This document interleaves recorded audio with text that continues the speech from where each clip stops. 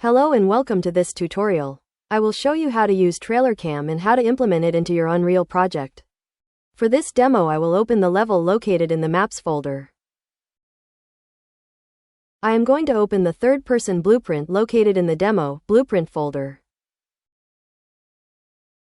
In this blueprint, you will see all the macro libraries that are used for this add-on. The first one is Trav Cam, a traveling camera that will follow the chosen actor. The second one is Fixed Cam, a panoramic camera that will stay in place but can aim at the chosen actor. And the last one is Change Time, that can be used to slow or speed up time during your gameplay.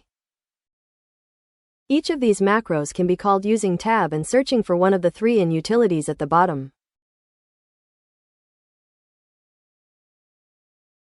The macro that you choose can be connected to any input or event into the execution pin. The first step is to connect the camera from which the TrailerCam will be created.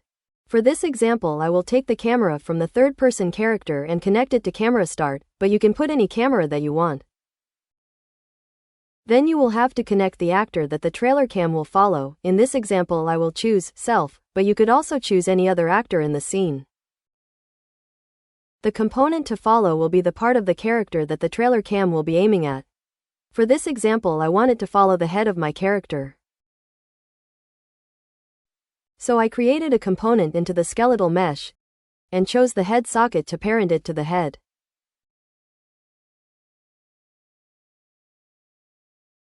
So I drag and drop the component into the event graph by holding Ctrl.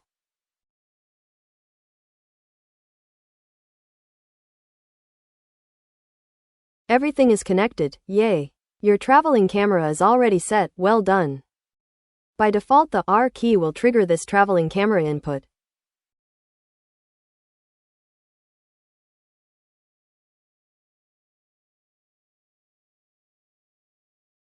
Great, now you have a camera that will follow your character.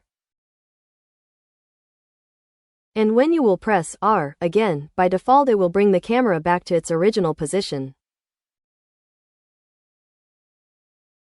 If you don't want to go back to the original character camera, you can uncheck Go Back to Start Cam, and you will create another traveling camera when pressing R again. So here I am pressing the R key multiple times. As you can see, the camera will stay as a traveling camera. It can be useful if you only want to capture the gameplay with cinematic point of views. The use mouse button rotation is meant to rotate the character when it doesn't move. That way we can make it look at the camera at any time. The FOV Auto option will automatically change the field of view and the focus of the camera depending of the character's distance. More the character is near the camera and more blurry the background will become, as well as the field of view of the camera that will become smaller, reinforcing the cinematic effect. Then there is the random placement option. It will put the trailer camera at a random position so you can capture your gameplay in a more spontaneous way.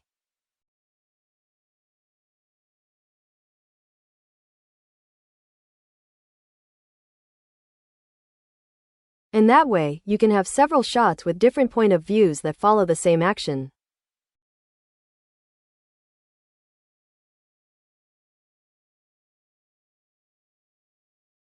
Then, you can specify the FOV of your trailer camera here if you want to change it manually. But keep in mind that you will have to uncheck the FOV Auto option first. Now the FOV of the trailer camera will always remain at the specified value and there won't be any defocus. The Interp Speed option is there to control the smoothness of the camera movements. At 5 you can see there is a little delay in the movement of the camera when the character stops moving.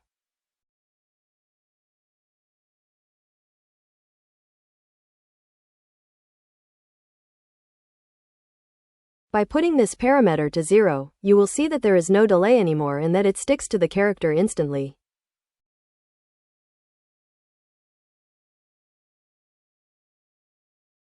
Finally, the spring arm length option will determine the distance of the trailer camera to the character.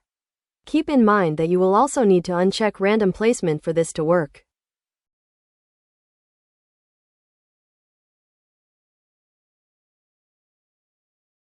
So the second macro library is the fixed camera that you can find here in the Utilities panel when pressing Tab. It is pretty much the same as the traveling camera, except for certain options. The follow option will make the fixed camera aim at the character.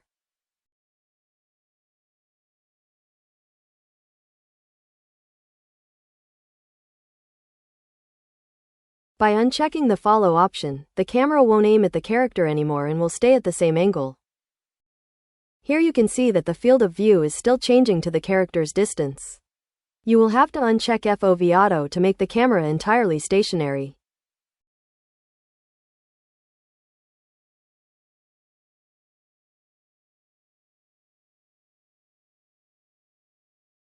Then the other options are the same as the traveling camera that we saw precedently.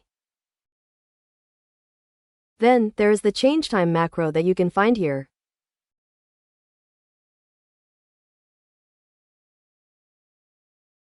Whenever the macro is executed, it will change time to the new time value. When executed again, it will go to the back to time value. Values below 1 will slow time, 1 is normal, and higher values will speed it up.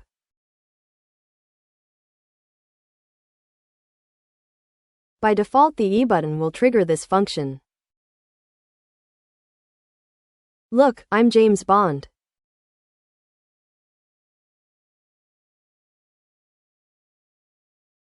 Thank you for watching this tutorial.